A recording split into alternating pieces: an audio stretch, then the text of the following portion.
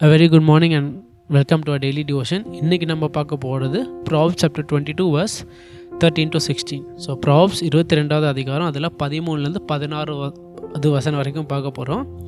So ஒரு சின்ன சம்மரியாக சொல்ல போது இதில் சாலமன் எதை பற்றி சொல்கிறாருன்னா, சாக்கு சொல்கிறது, அடுத்து பேராசைப்படுறது, அடுத்து சோம்பேறித்தனம் இருக்கிறது என்ன வரும், நம்மளுக்கு இழப்பை கொண்டு வரும்னு சொல்கிறாரு. அதுக்கப்புறம் என்ன சொல்கிறாரு, தாழ்மையும் தேவ பயமும் அந்த ஜெனராசிட்டி இருந்தால் நம்மளுக்கு அது பரிசும் ஹானரும் கொடுக்கும்னு சொல்கிறாரு. ஸோ இதில் வந்து நம்ம ஃபோக்கஸ் பண்ண போகிற வேர்ஸ் வந்து verse 16 which says, He that oppressed the poor to increase his riches, and he that giveth to the rich shall surely come to want. So he that oppressed the poor to increase his riches, and he that giveth to the rich shall surely come to want.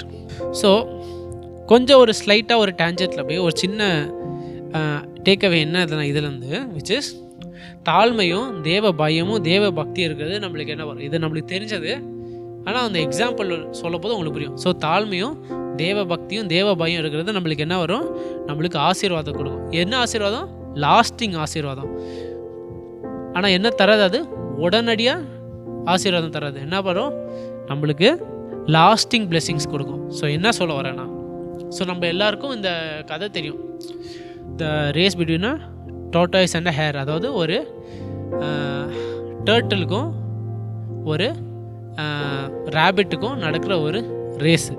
So ஒரு டர்ட்டிலுக்கும் ஒரு ரேபிட்டுக்கும் நடக்கிற race.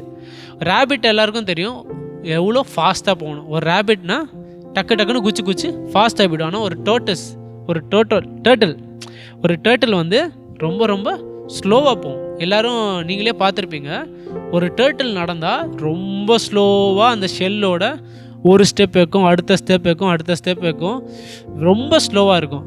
ஆனால் ஒரு ரேபிட்டை நீங்கள் பார்த்தீங்கன்னா டக்குன்னு நடக்கும் அந்த ரேஸ். ஆனால் உங்கள் எல்லோரும் நம்ம ஸ்டார்டிங்கில் நினச்சிருப்போம், ஆப்வியஸாக என்ன நடக்கும், அந்த டர்ட்டில் தான் தோக்கும், அந்த ரேபிட் தான் ஜெயிக்கும்னு நினைப்போம். ஆனால் நம்ம அந்த கதையை நீங்கள் பார்த்தீங்கன்னா இறுதியில் என்ன நடக்கும், அந்த ரேபிட் வந்து சோம்பேறித்தனமாக தூங்கிட்டு இறுதியில் அந்த டர்ட்டில் வந்து என்ன பண்ணுவோம், நடந்து ஃபஸ்ட்டு ப்ளேஸு வாங்கும் அந்த ரேஸில். அதே மாதிரி நம்ம வாழ்க்கையில் நம்ம நேற்று பார்த்த டிவோஷன் என்னென்னா, ஏமாத்துறது, ஷார்ட்கட்ஸ் எடுக்கிறது தப்பு.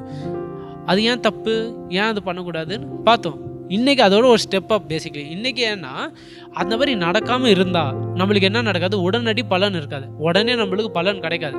ஷார்ட்கட்ஸ் எடுக்கிறவன், ஏமாத்துறவன், குறுக்கு சந்த போகிறவனுக்கெல்லாம் ஆசீர்வாதம் மாதிரி தெரியும். உடனே அவன் என்ன பண்ணுறான், வாழ்க்கையில் ஏறுறான். நம்ம என்ன பண்ணுறோம், நேர்மையாக இருக்கிறேனே, நான் பின்னாடி இருக்கிறேன்னு நினைப்போம். ஆனால் நம்ம என்ன நடக்கும், இறுதியில் பிகாஸ் நம்ம ஆண்டவர் வந்து நியாயமான ஆண்டவர், நம்ம ஆண்டவர் வந்து நம்மளை நேசிக்கிற ஆண்டவர், அண்ட் அவர் God is a just God. இறுதியில் அவங்களுக்கு இந்த டெம்பரரியாக இருக்கிற ஆசீர்வாதம் போயிடும். டெம்பரரியாக இருக்க அட்வான்டேஜ் போயிடும்.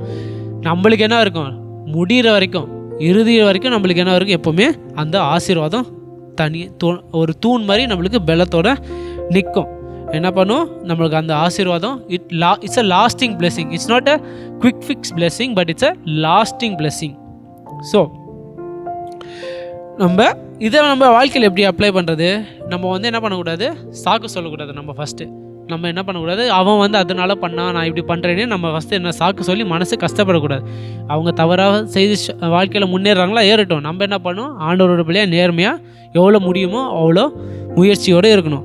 அதுக்கப்புறம் என்ன பண்ணணும், எப்போவுமே நம்ம வாழ்க்கையில் என்ன நடந்தாலும், நல்லது நடந்தாலும் கெடுதல் நடந்தாலும் எப்போவுமே என்ன பண்ணணும், ஆண்டவருக்கு எப்போவுமே நன்றி சொல்லணும். ஏன்னா it is important remember that every thing நம்மளுக்கு இப்போ இருக்கிறது எல்லாமே ஆண்டவருடைய கிருபையால் தான் இருக்குது. So it is always important for us to thank God through the good and through the bad. அதுக்கப்புறம் நம்ம கடைசியாக இன்னும் ஞாபகம் வச்சுக்க வேண்டியதுன்னா, நம்மளுக்கு உண்மையான தாழ்மை, அந்த தாழ்மையுள்ள இதயம் இருக்கிறது, உண்மையான முழு தாழ்மையோடு இருக்கிற இதயம் வந்து is a gift from God. So அதுக்கு நம்ம என்ன பண்ணணும், நான் சொன்ன மாதிரி அந்த மாதிரி ஒரு இதயம் வேணும்னு நம்ம எப்போவுமே ஆண்டவர்கிட்ட என்ன பண்ணணும், ஜெபிக்கணும். என்ன பண்ணணும், அவருக்கு கூட தாழ்மையாக, அவரு கூட ரெவரண்ட்டோட, அவருடைய மரியாதையோடு, அவரு கூட தாழ்மையோடு இருக்க வேண்டிய இதயத்துக்காக நம்ம என்ன பண்ணணும், எப்போவுமே ஆண்டவர்கிட்ட ஜெபிச்சு கேட்டுக்கிட்டே இருக்கிறது ரொம்ப ரொம்ப முக்கியம். So that is what I want us to take away. Thank you.